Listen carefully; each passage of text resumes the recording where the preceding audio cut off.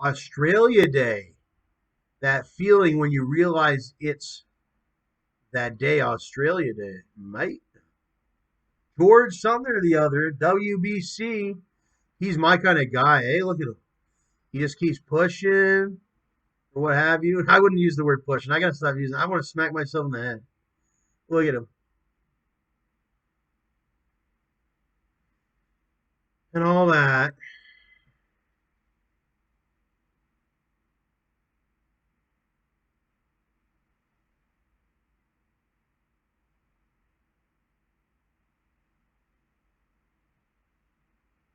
That's one of the events. George Cambossis.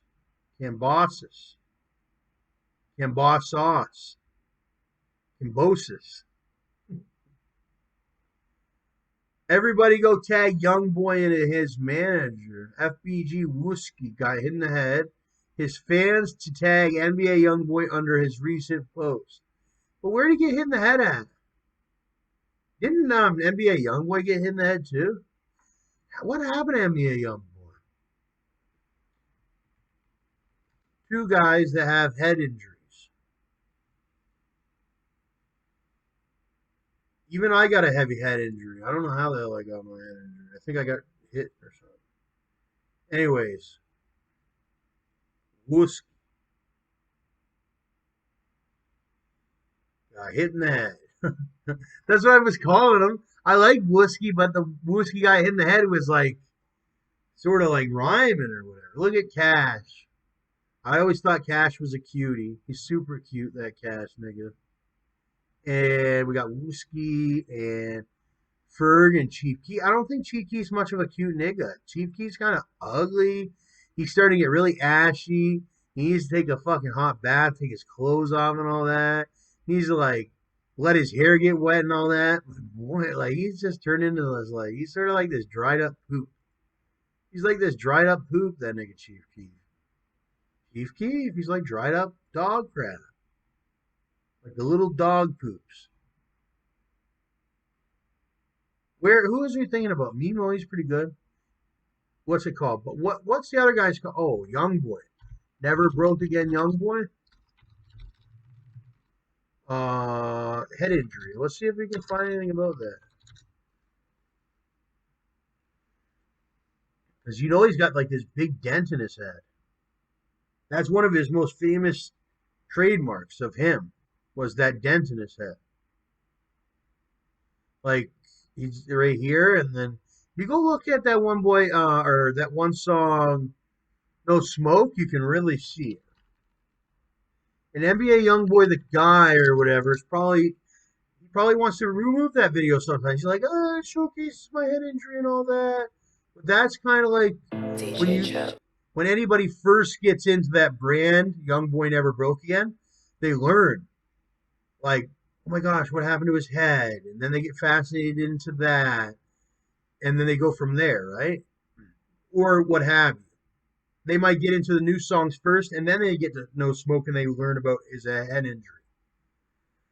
That's why I like that No Smoke stays up. He took it down or whatever, but I wanted to stay up and remain up. But that's the thing.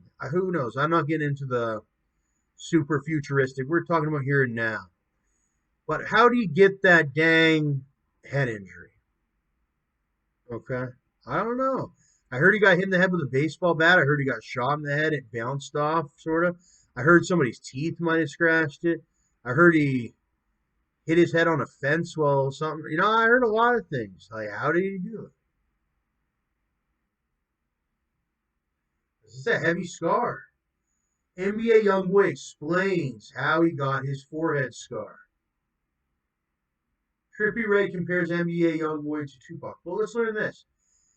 Uh, he's been a status in the rap game that's been steadily rising since like a while now. I'd say even before then. Has been around. What's this say? Uh, NBA YoungBoy has been around the rapper's scars. Turns out they're a result of a play fighting accident which saw the rapper break his neck. Where they say it's play fight, but it wasn't no play fight. That's what kids say when they're being evil. They say, "Oh, That was just a play fight thing, young boy. My brother did the same thing to me on a trampoline. So I always watch my brother. I broke my neck on almost broke my neck on a trampoline. He tried the same thing. You gotta watch them. Anyway, back to NBA YoungBoy. Uh, I was wrestling. I broke my neck. I had to get a halo in my neck with 4 screws at 4 years old, revealing that he felt lucky to be okay afterwards. God blessed me. I'm a blessed child. A halo brace or brace, I think is what they meant to say, brace, is a large metal contraption which is used to stabilize a neck injury, and it's screwed directly into the person's skull.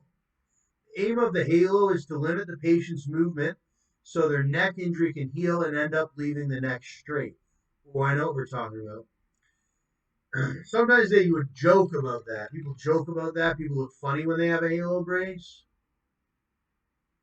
Or that's how, well, you don't really know what to think. When you're a kid, at first it might look funny, and then you get scared as heck when you start to look at the metal of the brace and where it's braced into, the forehead. And that's how I see it. I remember when I first seen it, I was like, what the heck is that?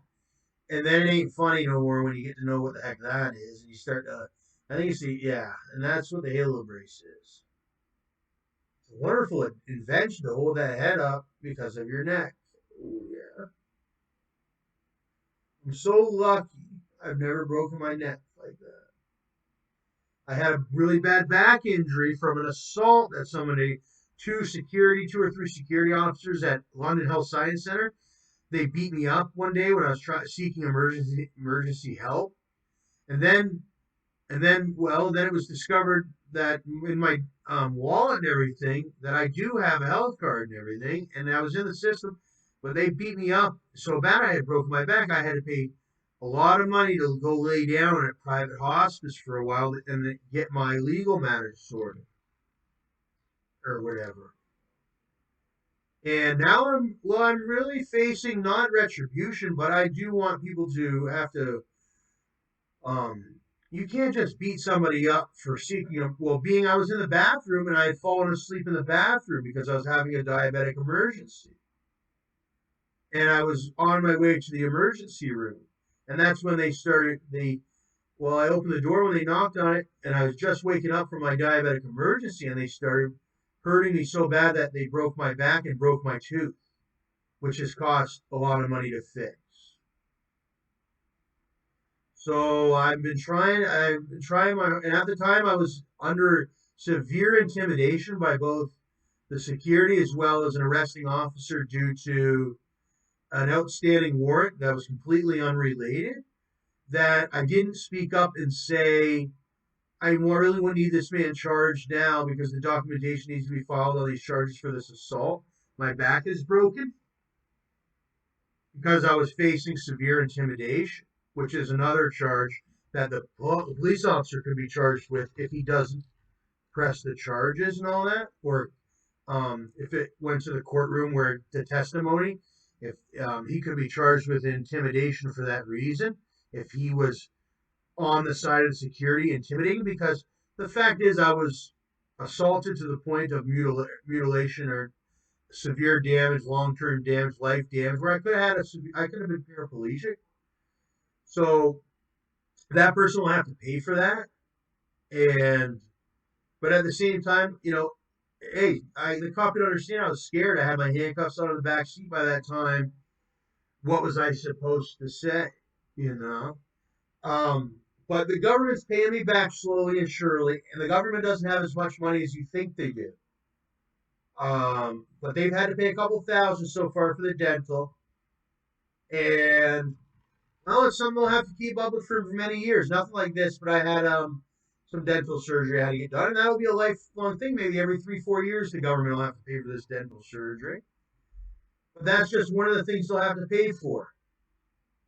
And how about the injury, the chance where I could have been a paraplegic, like one of those people with the brace halos and all that.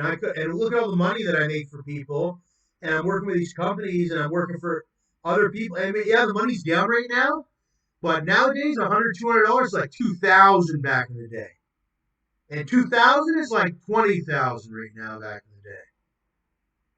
Okay.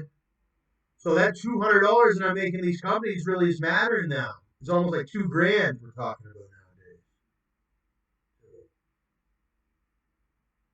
And by that time, I know I'll be getting my money from them. And the ODSP needs to go up, in my opinion. The only reason I'm surviving is because my mom's alive. It needs to go way up. Way up. ODSP is way too low. There's people, I hear people dying on ODSP on a daily basis because it's way too low. 1,100? And then my caseworker tried to not give me full entitlement. It was a runaround with my new caseworker to get my full entitlement. Now I get my full entitlement plus the work thing. I need to find a partner. At least I'll get 1750 if I can get a real partner.